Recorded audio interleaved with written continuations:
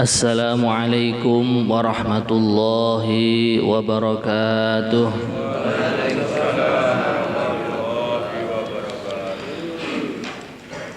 Bismillahirrahmanirrahim. Nahmaduhu wa nusalli wa nusallimu ala rasulihil karim wa ala alihi wa sahbihi ajma'in, amma ba'd. Alhamdulillah, hadratul mukarramun, para alim, para ulama, sepuh bini sepuh, tokoh agama, tokoh masyarakat, dan semua jamaah subuh di sholat di Masjid Al-Aziz yang dimuliakan Allah Ta'ala. Bersyukur kehadiran Allah. Allah melimpahkan rahmat, taufik, serta hidayahnya. Kita bisa berkumpul, melaksanakan ibadah bareng-bareng, mulai sholat tahajud, sholat subuh dilaksanakan dengan lancar. Kita lanjutkan thalabul ilm, ngaji Al-Quran sampai isyraq. Semoga semua amal ibadah kita diterima di sisinya, Allahumma amin.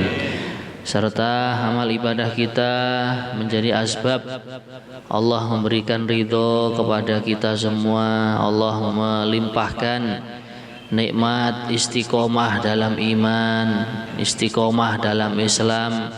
Wabil khusus yang kita minta, Allah berikan kepada kita husnul khatimah. Al-Fatihah. A'udzu billahi minasy syaithanir rajim. Bismillahirrahmanirrahim. Alhamdulillahi rabbil alamin. Ar-Rahmanir Rahim. Maliki yaumiddin. Iyyaka na'budu wa iyyaka nasta'in. Ihdinas siratal mustaqim. Siratal ladzina an'amta 'alaihim ghairil maghdubi 'alaihim waladdallin.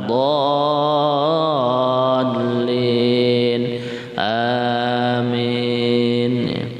Kita melanjutkan pada ayat 174 ya. Halaman 73 ya. A'udzu billahi minasy syaithanir rajim. A'udzu billahi minasy syaithanir rajim. Bismillahirrahmanirrahim.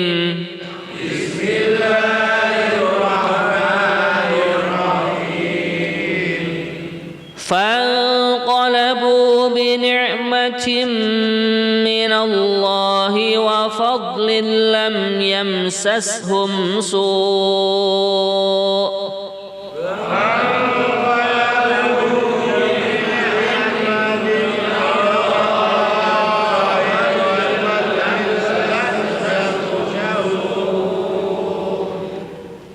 Di sini ada beberapa yang kita dengungkan ya. Pertama, fanqalabu.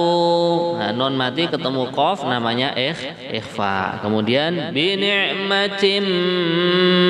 Nah, ini tanwin ketemu mim namanya idgham bi gunnah ya. Fanqalabu bi ni'matin minallahi wa fadlin lam yamsashum su'.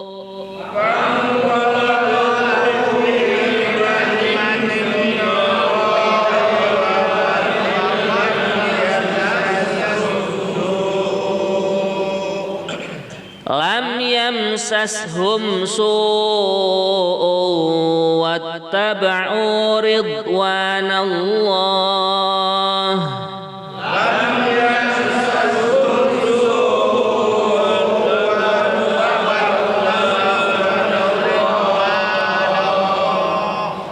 wallahu dzu fadlin 'adzim.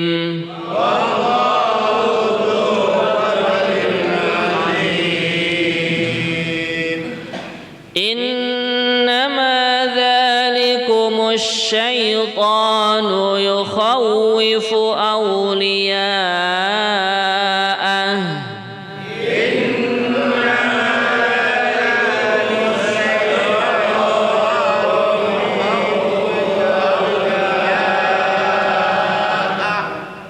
di sini ada yang kita dengungkan pertama innama nun tasydid ya. Kemudian jangan lupa kalimat dzalikumus. Nah, shinnya tebal ya. Kemudian tasydid ya. Dzalikumus syaitanu. Kemudian kalimat yukhawwifu, wawunya tasydid kita tunaikan juga. Innama dzalikumus syaitanu yukhawwifu awliya'ah.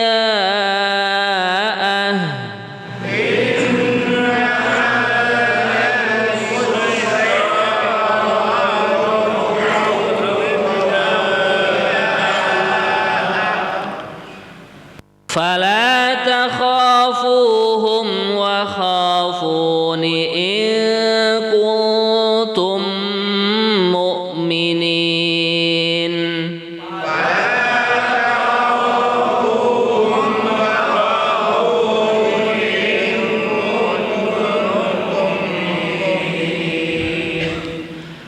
Wala yahzunka alladhina yusari'una fil kufr.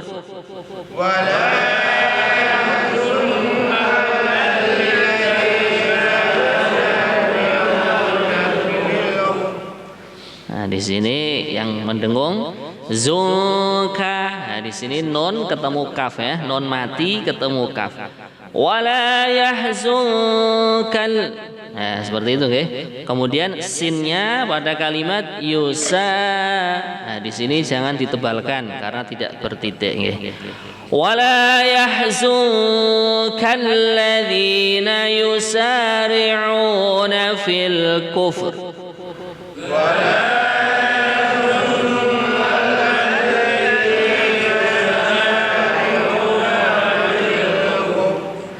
Innahum lan yadurrullaha syai'a.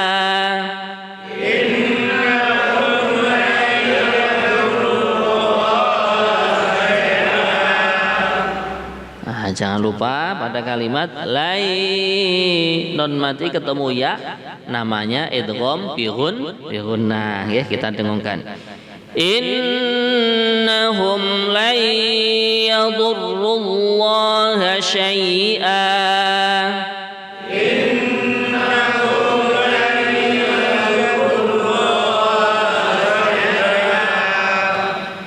Yuridullahu an la yaj'ala lahum haddan fil akhirah.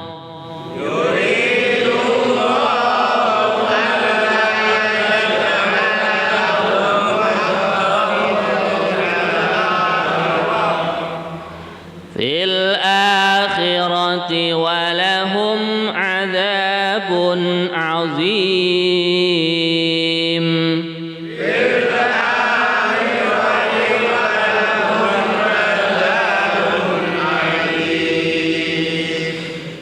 Innal ladzina ishtarawul kufra bil imani lan yadurrullaha syai'a.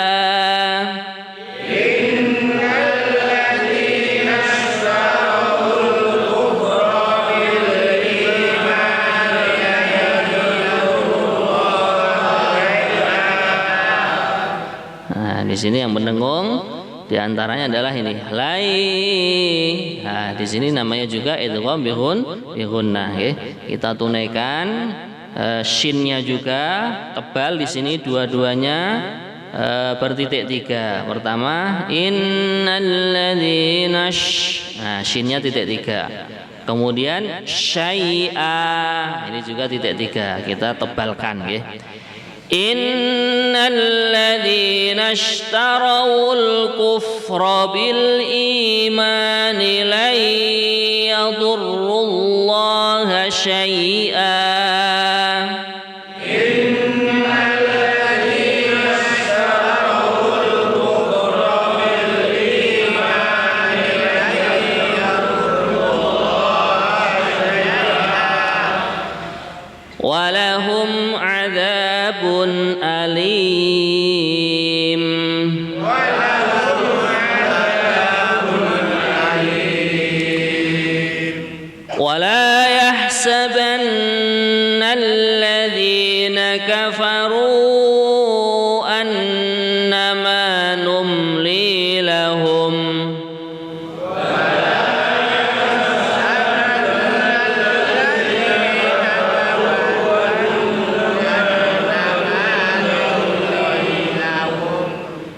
di sini kalimat kafaru dibaca 4 harokat panjangnya. Namanya mad jaiz munfasil nggih. Wala yahsabanna alladzina kafaru annama numli lahum.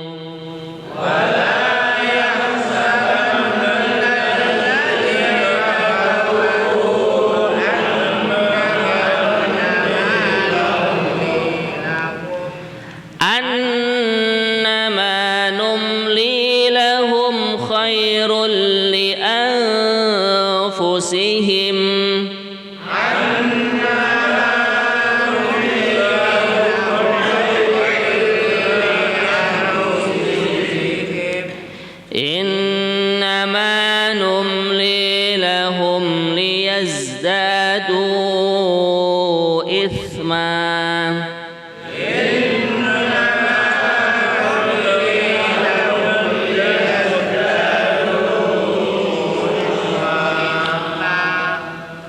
Kalimat is, nah di sini sa ya, sa makhrajnya ini beda dengan sin.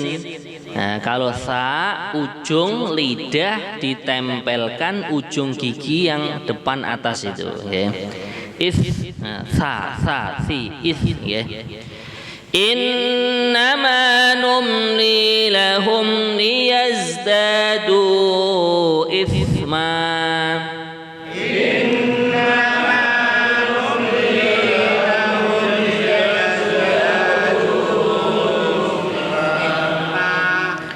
Walahum adzabum muhin.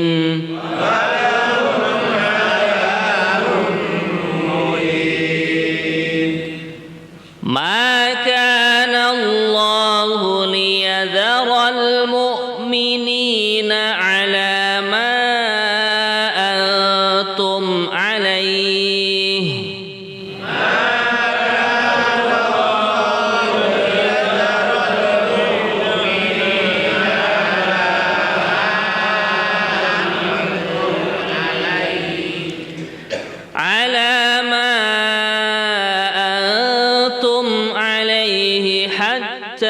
Yamizal khabitha minat tayyib.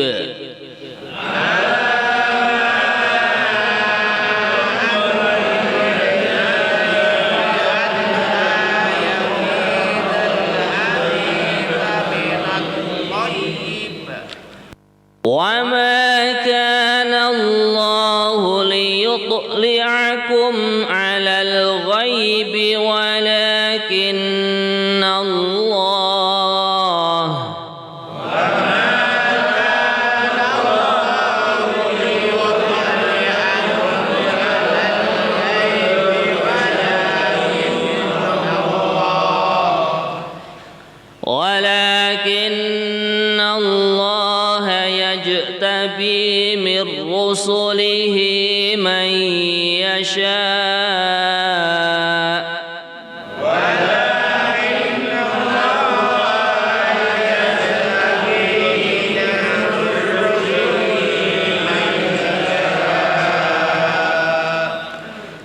Fa'aminu billahi wa rusulihi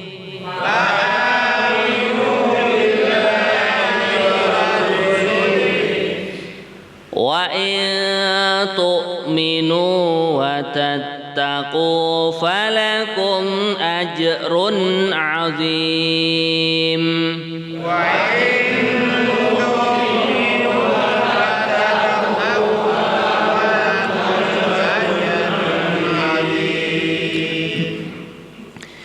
ولا يحسبن الذين يبخلون بما آتاهم الله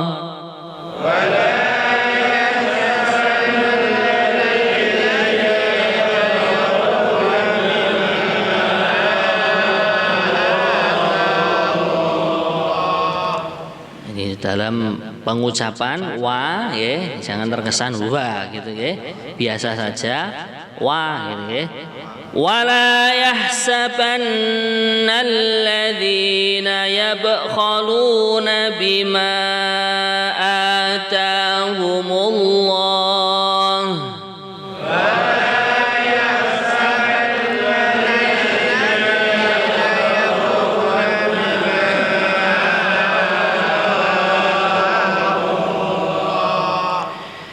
بما آتاهم الله من فضله هو خيرا لهم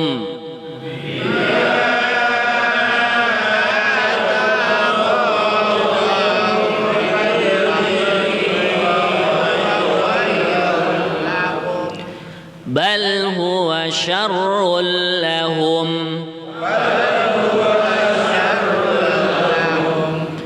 سيطوقون ما بخلوا به يوم القيامة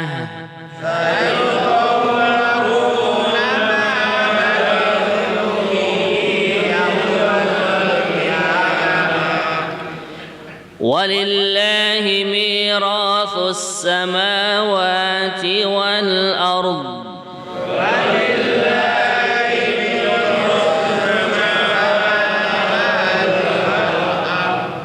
والله بما تعملون خبير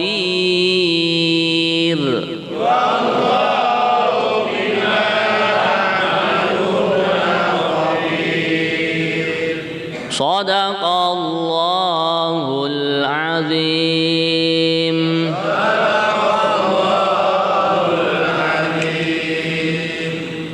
Alhamdulillah, hadirin hadirat, semoga kita selalu diberikan barokah dari Al-Quran ya, amin. Diberikan nurnya Al-Quran di hati kita, wabil khusus di kuburan kita, amin ya. Kita akan jelaskan terjemahan juga penjelasan tafsirnya ya. A'udzu billahi minasy syaithanir rajim. Bismillahirrahmanirrahim. Fanqalabu bi ni'matin minallahi wa fadlin lam yamsashum su'un wattaba'u ridwanallah wallahu dzu fadlin azim. Maka mereka kembali dengan nikmat dan karunia yang besar dari Allah.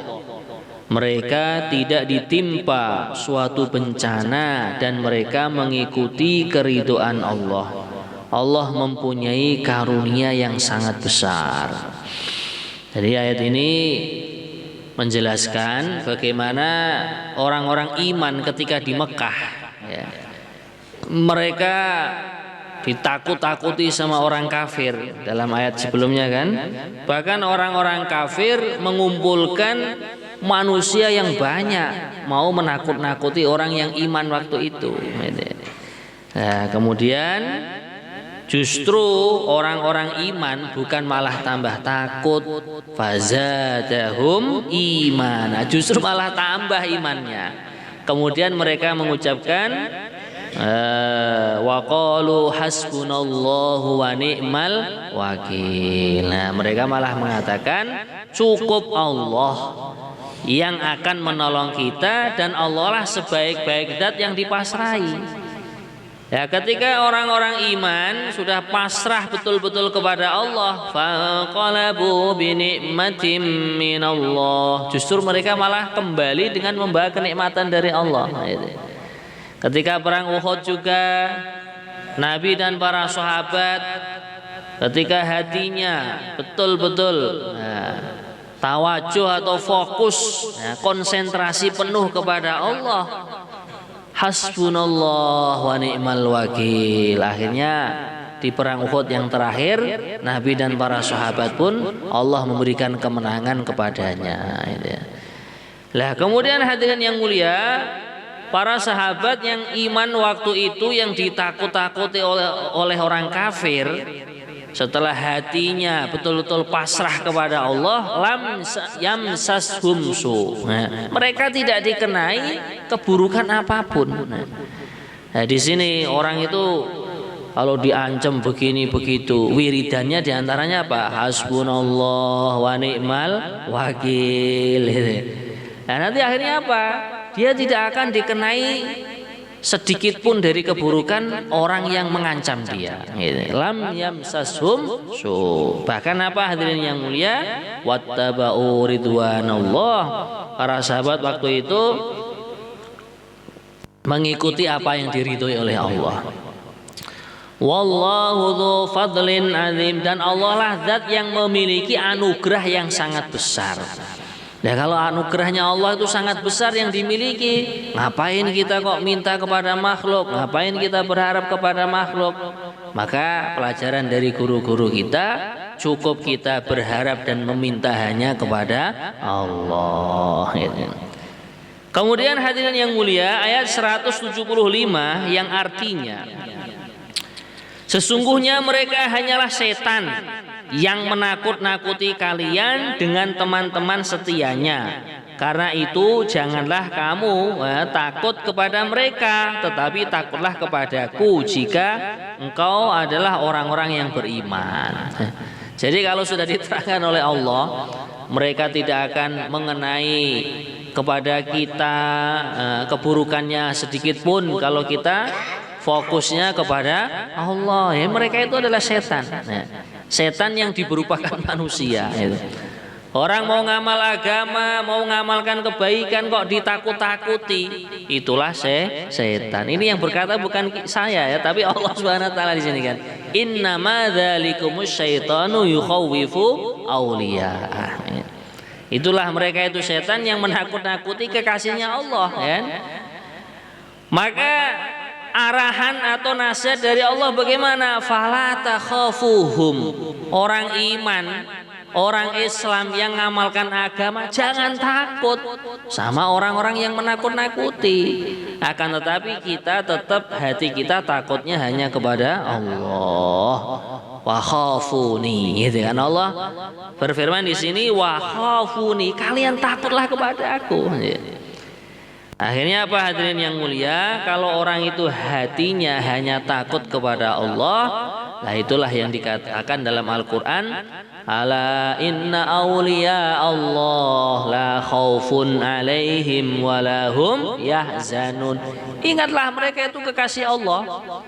Mereka itu orang-orang yang dekat kepada Allah. La khaufun alaihim, mereka tidak ada rasa takut di dalam hatinya. Hanya takutnya kepada Allah saja. Takut kepada makhluk, takut kepada ini, kepada itu tidak lagi. Karena hatinya sudah dipenuhi takut kepada Allah. Hasbunallahu wa ni'mal wakil. Nah, maka sebagian alim ulama ya, untuk mendapatkan hakikat dari zikir hasbunallah wa ni'mal wakil, ya, ada yang punya pengalaman mewiridkan 450 kali gitu. Nanti kalau kurang dilipatkan 10, 450 kali 10, 4.500. Nah ini supaya apa? Latihan. Hasbunallah wa ni'mal wakil, hasbunallah wa ni'mal wakil. Hanya Allah lah yang akan mencukupi kita. Wa ni'mal wakil, dan sebaik-baik Allah yang dipasrahi. Kemudian ayat 176 yang artinya, dan janganlah engkau wahai Muhammad dirisaukan oleh orang-orang yang dengan mudah kembali menjadi kafir. Sesungguhnya sedikit pun mereka tidak merugikan Allah. Allah tidak akan memberi bagian pahala kepada mereka di akhirat, dan mereka akan mendapatkan azab yang amat besar. Jadi Allah Subhanahu wa taala memberikan nasihat kepada baginda Nabi. Ketika baginda Nabi melihat orang-orang Islam kok sebagian mereka kembali ke kafir atau murtad ya, atau sifatnya itu sifat hatinya kembali ke arah kafir, itulah yang dinamakan orang munafik itu. Maka Allah menasihati kepada baginda Nabi, jangan kau risau, jangan kau sedih itu. Walaupun mereka zahirnya Islam, zahirnya iman, tapi hatinya kafir atau munafik tadi. Di sini Allah menjelaskan innahum la yadurrullaha syai'a. Mereka tidak akan bisa memberikan bahaya sedikit pun kepada Allah. Jadi itulah sifat keagungan Allah Ta'ala.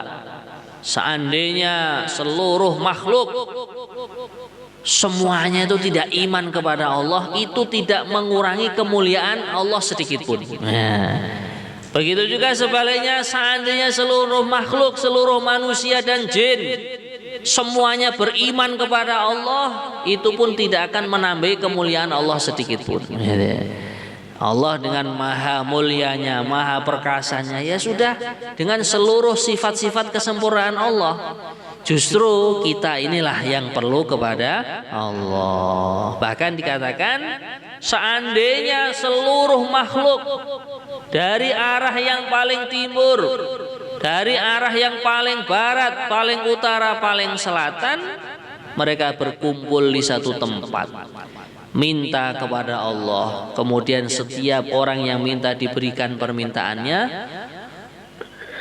itu tidak mengurangi kemuliaan Allah, tidak mengurangi kekayaan Allah, kecuali seperti sebuah jarum dimasukkan ke lautan, diangkat, ya hanya sedikit saja yang ikut airnya toh.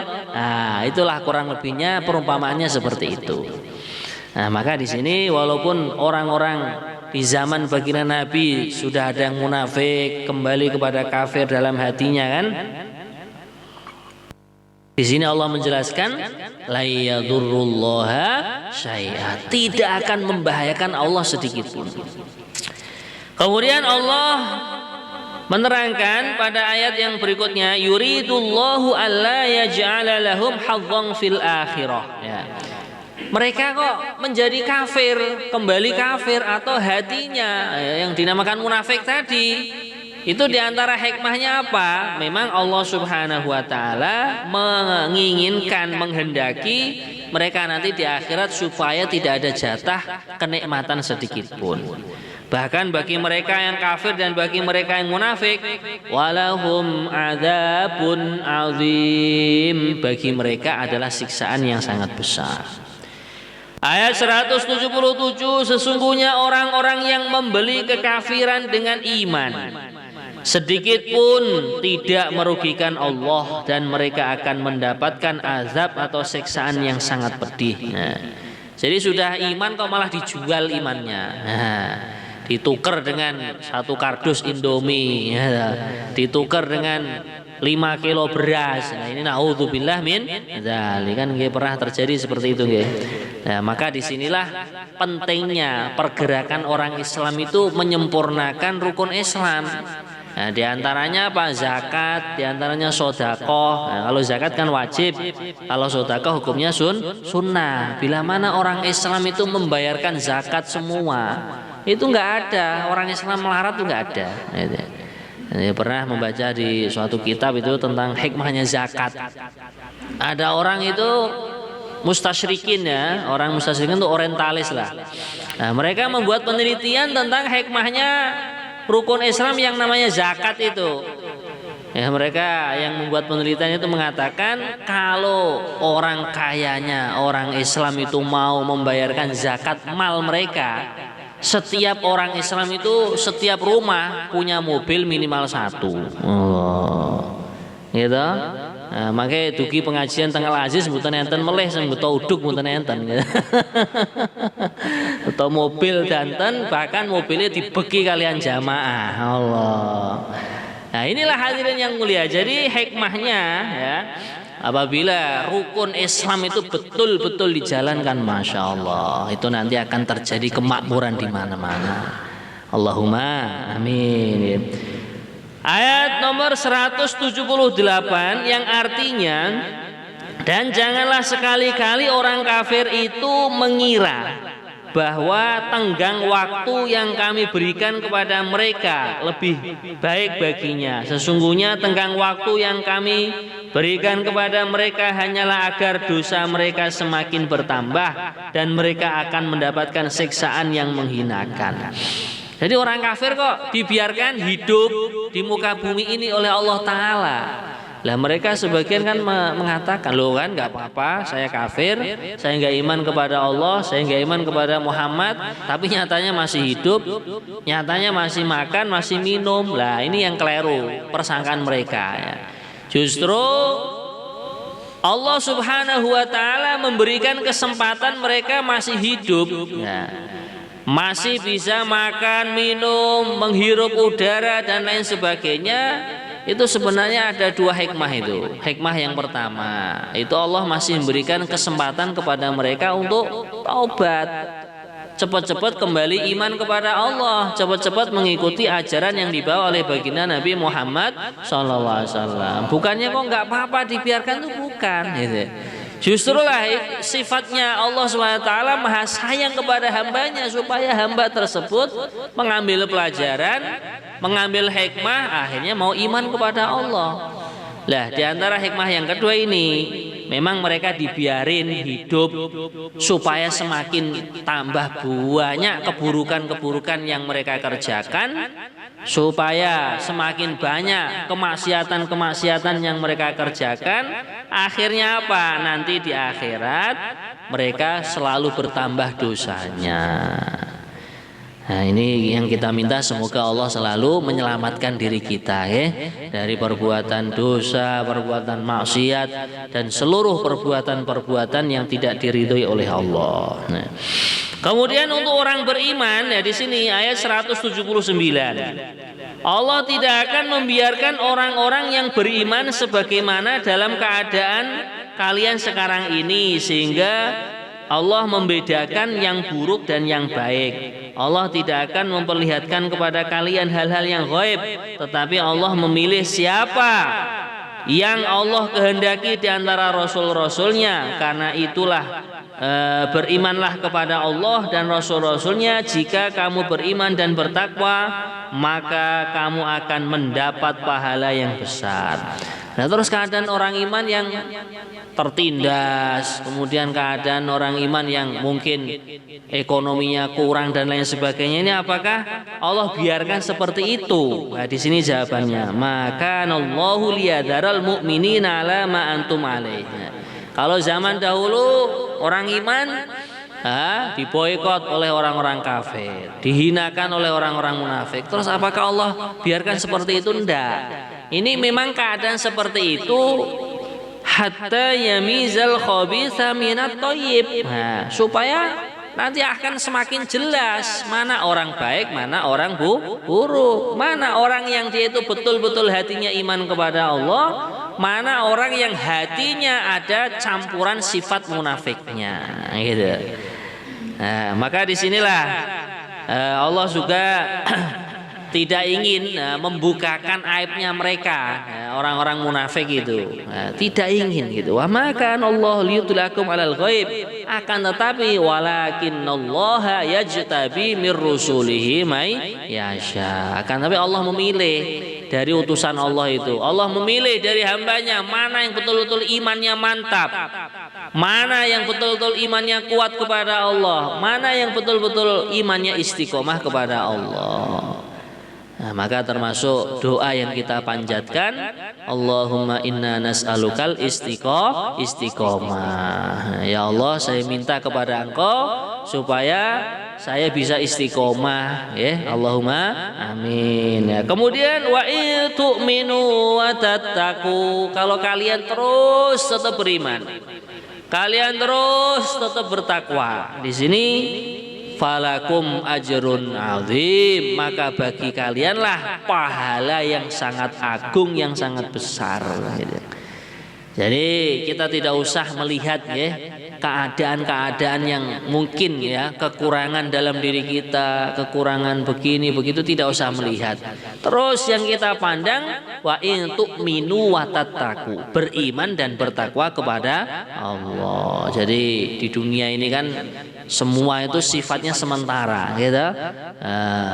Kaya sementara, miskin juga sementara, sehat sementara, sakit juga sementara. Maka di sini kalau kita memandang, ya, Masya Allah, nah, kalau orang itu tetap istiqomah iman, tetap istiqomah Islam, Sampai kapan? Nggak lama-lama, hanya sampai dijemput malaikat Israel. Maka nanti ketika di akhirat, Masya Allah, baru masuk ke dalam kubur, sudah disambut oleh liang kubur. Mari, mari kemari, kamu adalah termasuk hamba yang aku cintai di muka bumi ini. Nah, akhirnya apa? Masuk ke liang kubur, dipeluk oleh bumi seperti pelukan seorang ibu yang sudah lama berpisah dengan anaknya. Allah. Belum lagi ketika di kuburan Allah hamparkan, Allah gelarkan karpet yang indah. Masya Allah. Kalau orang dari haji biasanya kan termasuk oleh-olehnya itu jajan karpet biasanya, nah, karpet dari Mekah, dari Madinah untuk ambil barokah Haramain, tanah suci Mekah, dan indah itulah. Nanti karpet yang Allah gelarkan di akhirat lebih indah daripada itu.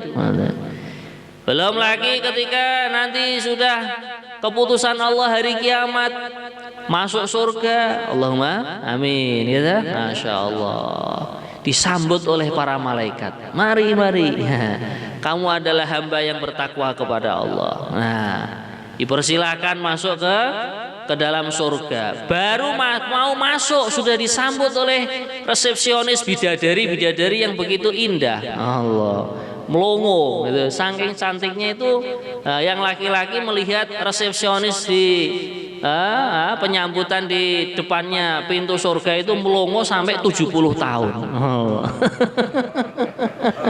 Akhirnya ditepuk, Pak, saya ini belum bidadari, ini baru permulaannya ini. Bidadari yang sesungguhnya ada di dalam istri jenengan itu. Allah. Masya Allah. Mugi-mugi ingkang derek ngaos nggih. Allah, ibu-ibu derek ngaos niki ratune widodari yo nggih. Lah inilah hadirin yang mulia, ya. Wa il tu'minu wa tattaqu falakum ajrun azim. Kalau kalian mau beriman dan bertakwa, bagi kalian pahala yang sangat agung. Belum lagi ketika masuk istana di surga, baru melihat temboknya saja, itu temboknya terbuat dari emas itu. Allah, Masya Allah. Menawi nanti yang Magetan mriki wae gadah griya kok, Masya Allah, botone dilapisi emas, nembe dilapisi, niku pun heboh niku gitu. Wong gadah kursi, gadah meja dilapisi emas mawon, Masya Allah. Lah napa meleh istana, nggih, istana niku gedene mboten karo-karoan teng swarga niku. Dipun ngendikaken swargane tiyang iman ingkang paling alit imane, surganya orang Islam, orang iman yang paling kecil imannya, besarnya itu 10 kali lipat dunia dan segala isinya ini. Itu baru iman yang paling kecil gitu. Nah, belum lagi Masya Allah memandang kenikmatan surga, ya. Teng swarga nembe layah-layah kalih estrine, kalih bidadarinya. Masya Allah, tiba-tiba ada burung dara lewat. Masya Allah, ini enak ini kalau makan penyetan burung dara. Burung dara yang sedang terbang itu langsung di depannya ahli surga tadi, langsung berupa penyetan burung dara. Ada ayam lewat, kok, Masya Allah, ini kalau makan panggangnya orang gandu gitu. Nah, itu ayam yang lewat tuh langsung itu berubah jadi ayam panggang itu. Allah. Dimakan habis, tulangnya dibuang di tempat sampah, itu langsung terbang lagi jadi burung dara, langsung jalan lagi jadi ayam itu. Allah. Bahkan makan sekenyang apapun, itu tidak ada yang namanya toilet bayar 2.000 itu gak ada. Kalau kita safar itu kan mandi 2.000 ya toh, 4.000 atau kalau buang air besar 2.000. Di sana nggak ada. Jadi orang makan sekenyang apapun, tidak ada buang air 1, 2, air kecil air besar nggak ada. Langsung makanan minuman yang dimakan oleh ahli surga mengeluarkan air keringat yang lebih wangi daripada minyak misik. Allah, nggak bisa bayangkan lagi indahnya di sana. Makanya benar di dalam hadis itu, kenikmatan surga mala ainun ro'at, kenikmatan yang tidak pernah dilihat oleh mata. Wala udunun sami'at, dan tidak pernah terdengar oleh telinga, wala khatara ala qalbi bashar, tidak pernah bisa dipikirkan dalam hati. Semoga nanti kita menikmati semua, oke? Nah, kita ngaji bareng-bareng, mangke mlebet swargane nggih bareng-bareng. Kemudian ayat 180, dan jangan sekali-kali orang-orang yang kikir atau bakhil dengan apa yang diberikan oleh Allah kepada mereka dari karunia-Nya mengira bahwa kikir atau bakhil itu baik bagi mereka, padahal bakhil atau kikir itu buruk bagi mereka. Apa atau harta yang mereka bakhilkan itu akan dikalungkan di lehernya pada hari kiamat. Milik Allah lah warisan apa yang ada di langit dan ada di bumi. Allah Maha teliti terhadap apa yang kalian kerjakan. Jadi di sini Allah sudah menjelaskan orang yang diberikan titipan harta oleh Allah kok tidak membayarkan zakat, tidak membayarkan infak atau sodakohnya, jangan sekali-kali kok itu terus baik bagi mereka, bahkan itu buruk gitu. Nah, maka nanti orang yang tidak mau membayarkan zakat, ini justru malah hartanya itu akan dikalungkan di lehernya. Bahkan naudzubillah min dzalik, orang yang ngesok tanah ya, nah, ngesok tanah itu mengambil tanahnya orang lain ya.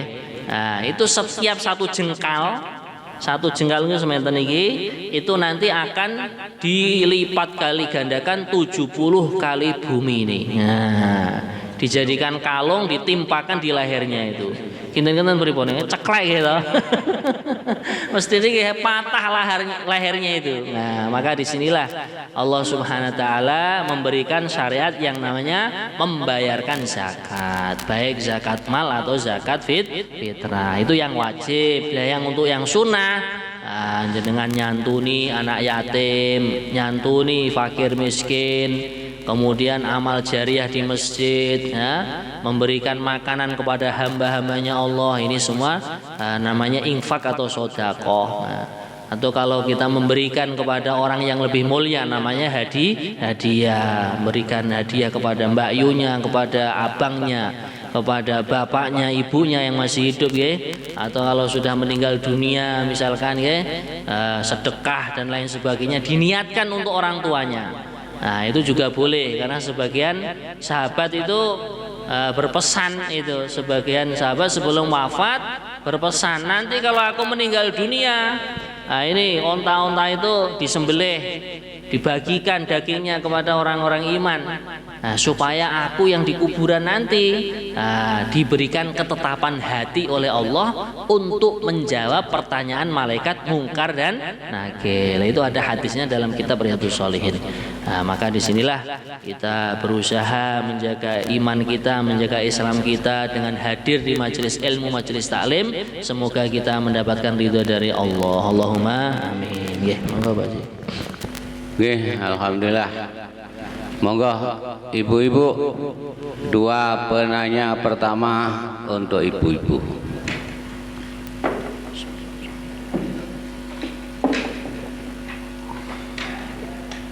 Ya, jenengan nyampe rumah nanti bilang sama tetangganya, sama keluarganya, ayo tanya apa saja, tanya aku, jawabannya minggu ngarep, nah gitu ya.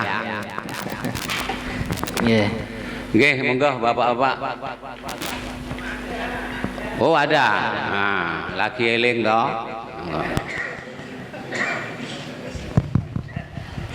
Bismillahirrahmanirrahim. Assalamualaikum warahmatullahi wabarakatuh. Waalaikumsalam warahmatullahi.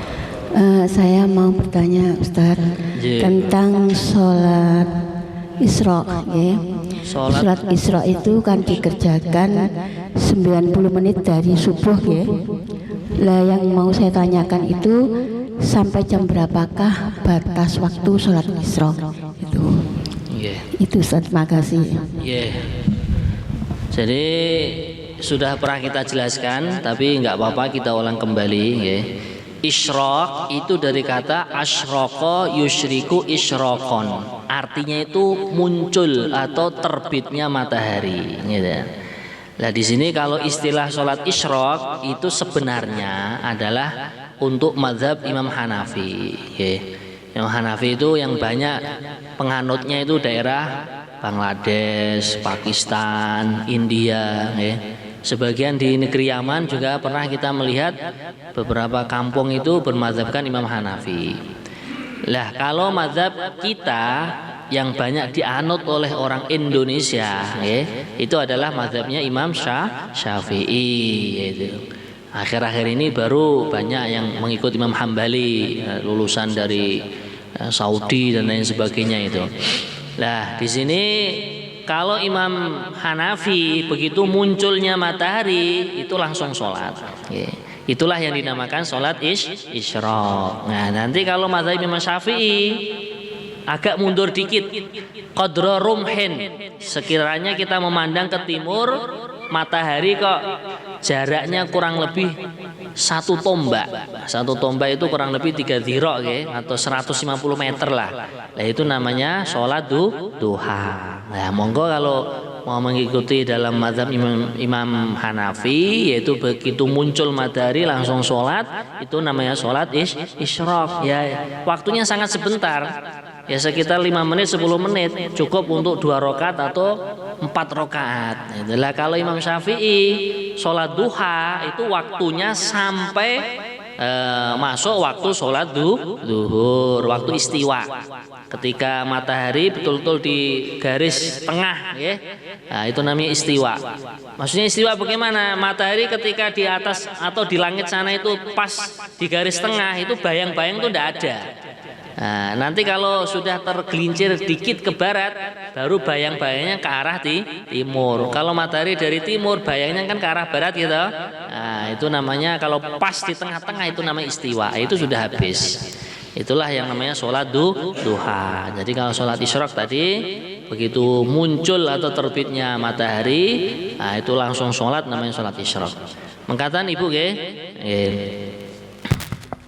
Monggo, mungkin ada lagi. Yeah. Nih, bapak-bapak ada masih? Yeah. Pak Ehud.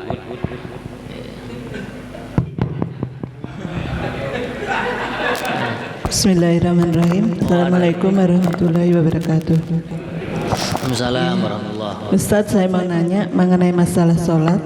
Bagaimana tipsnya agar sholat kita itu bisa khusyuk? Maksudnya kita ibu rumah tangga kan banyak kegiatan dan urusan, kadang-kadang kita tuh lalai sholatnya, itu kadang lupa jumlah rakaatnya, seperti itu.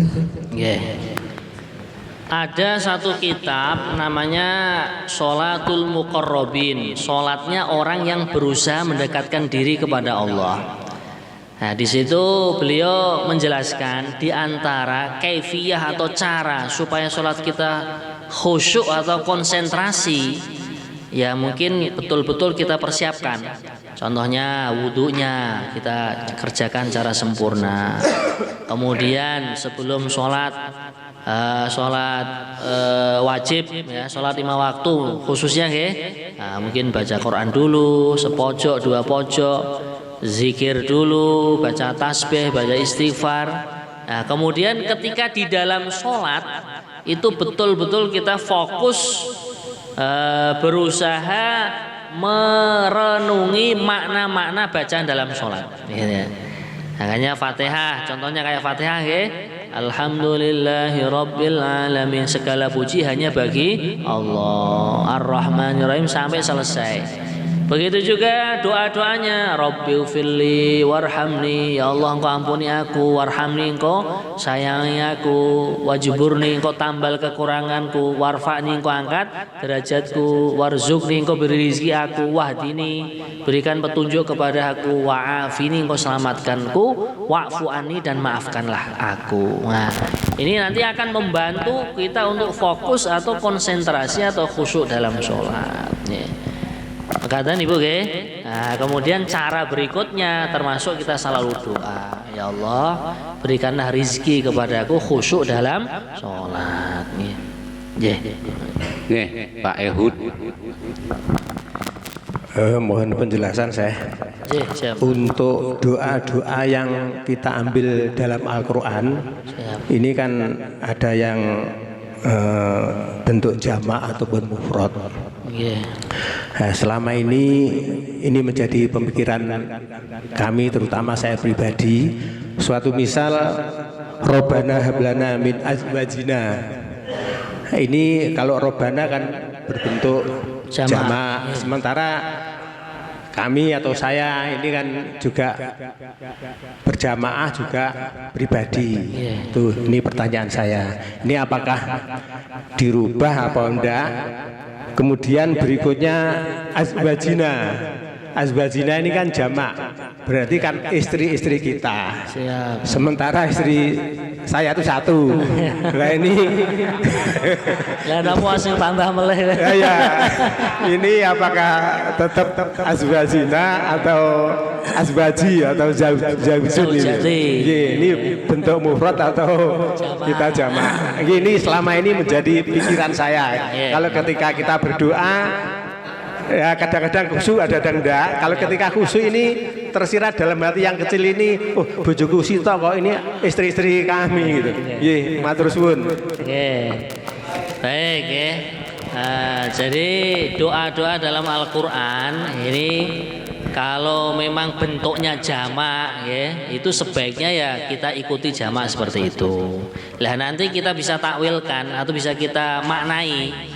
Rabbana hablana, ya Allah Engkau berikanlah kepada kami. Kami itu bukan saya saja, kami, anak kami, cucu kami, lah gitu, keluarga kami, teman kerja kami, teman jamaah kami, yaitu.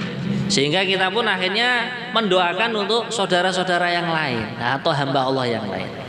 Rabbana hablana min azwajina. Nah, istri kami itu tadi bukan istri saya toh. Kalau istri saya di dunia satu, nanti kalau di akhirat orang iman itu sampai 2,5 juta istrinya tuh. Oh. Pokoknya sampai lempoh gitu. Nah, seperti itu ya. Nah, istri kami termasuk kami ini ya saya, ya istri anak saya, ya istri cucu saya, keponakan saya. Kita maknai seperti itu. Dan itu nanti kita akhirnya mendapatkan fadilah mendoakan orang lain. Lah kalau kita mendoakan orang lain, Allah akan kirim malaikat yang mendoakan kita, walaka misluhu. Bagimu seperti apa yang kau minta untuk dia, untuk saudara kamu yang kamu doakan. Makanya termasuk jurus lah ya, supaya doa kita itu makbul gimana? Kita mendoakan orang lain. Nah, kita sedang sakit misalkan, ya Allah tetanggaku yang sakit Engkau sembuhkan. Akhirnya malaikat yang dikirim oleh Allah, walaka bagimu apa yang kamu mintakan untuk dia. Gitu. Maksudnya doa yang kamu lantunkan untuk saudara kamu sendiri akan mendapatkannya. Gitu.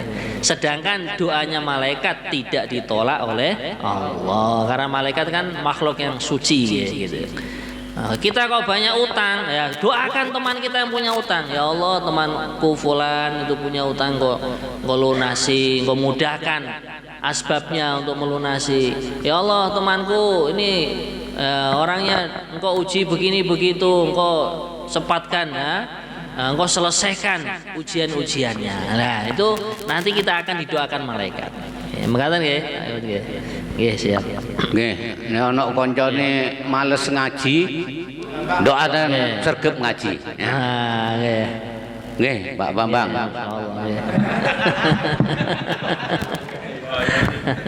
Monggo, monggo. Assalamualaikum warahmatullahi wabarakatuh. Waalaikumsalam warahmatullahi wabarakatuh. Mau bertanya Syekh, ini terkait dengan masalah sholat juga. Ini terutama untuk orang yang sedang sakit parah. Contoh misalkan orang terkena sakit stroke, ini sudah jadi kembang amben, nggak bisa ngapa-ngapain. Nah ini saya mendapatkan ilmu bahwasanya untuk orang yang sakit sudah parah, yang tidak bisa ngapa-ngapain lagi, dan ini sholatnya dibantu sama anggota keluarga misalkan anaknya, ini sholatnya boleh dijamak takdim maupun jamak takhir. Nah ini juga Rasulullah pernah melakukan juga yang namanya jamak takdim dan jamak takhir, padahal kondisi beliau ini sehat. Nah terkait dengan masalah ini mohon petunjuk Syekh. Terima kasih. Assalamualaikum warahmatullahi wabarakatuh. Waalaikumsalam. Jadi urusan sholat, ya, urusan sholat itu sangat-sangat penting.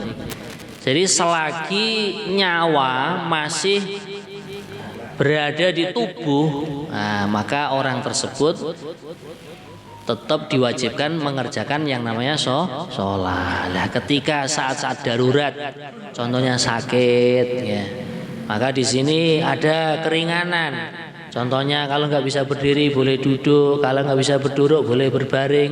Bahkan kalau berbaring nggak bisa gerak, tetap sholat isyarah dengan mata. Gitu. Kalau tidak bisa, matanya kalau sudah merem gitu, tapi dia masih sadar, nah ini tetap hatinya melaksanakan sholat. Ya. Nah kemudian orang yang sakit, apakah sholatnya boleh dijamak? Di sini ada perbedaan pendapat. Ya. Kalau mazhab Imam Syafi'i, memang pendapat yang paling kuat atau dalam bahasa fikihnya muktamad itu menjamak sholat itu ketika safar, gitu. Safar pun ketika jaraknya sudah mencapai kurang lebih 80 kilo, gitu. Ada yang mengatakan 80, ada yang 22, 23, 24, ada yang mengatakan 120 kilo juga ada. Nah, monggo kita mau pilih pendapat yang mana, ya. Kemudian ketika yang kedua, asbab bolehnya menjamak sholat ketika hujan. Datang ke masjid, hujan deras, nanti diperkirakan ini hujannya itu lama. Nah, ya sudah, sekiranya orang tadi mengerjakan sholat sampai salam itu masih hujan, ini boleh jamak takdim, ya. Kalau untuk orang sakit, ini pendapat yang dipilih oleh Imam Syafi'i, ini tidak ada keringanan untuk menjamak, ya.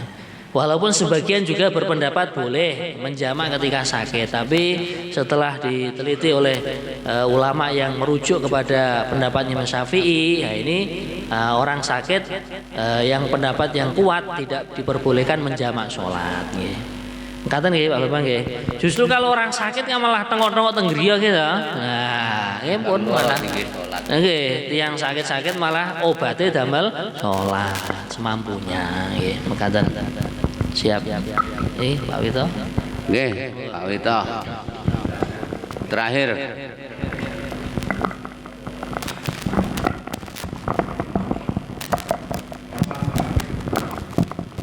Assalamualaikum warahmatullahi wabarakatuh. Waalaikumsalam warahmatullahi wabarakatuh. Berkaitan pertanyaan sholat jamak saya.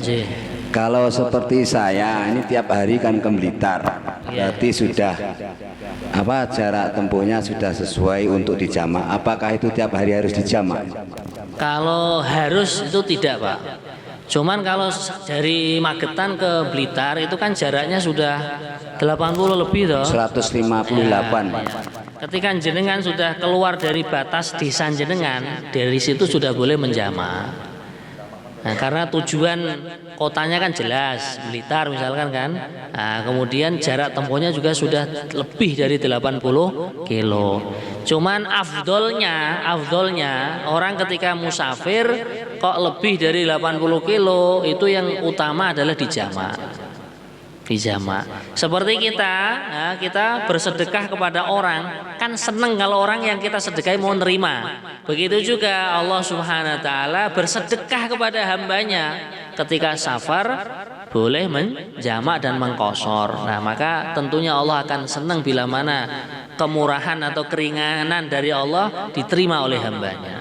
Yang afdol, bukan wajib, yang afdol. Terima kasih. Siap. Nah, nanti kalau jenengan pulang itu misalkan sebelum masuk perbatasan desa itu dijamak juga boleh. Walaupun misalkan sampai rumah itu masih cukup untuk sholat maghrib, bahkan isya juga masih cukup, itu boleh. Makatan nggih. Cakap aja. Allahumma arhamna bil Qur'an waj'alhu lana imaman wa nura wa hudan wa rahmah.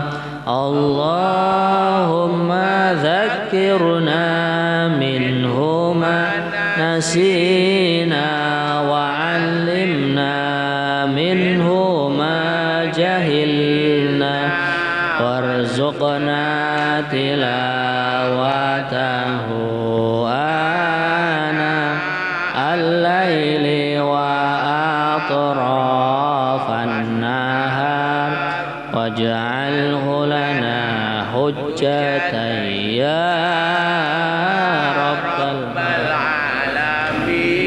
Subhanallah wa bihamdihi, subhanakallahumma wa bihamdika, asyhadu an la ilaha illa anta, astaghfiruka wa atubu ilaik. Wassalamualaikum warahmatullahi wabarakatuh. Waalaikumsalam warahmatullahi wabarakatuh.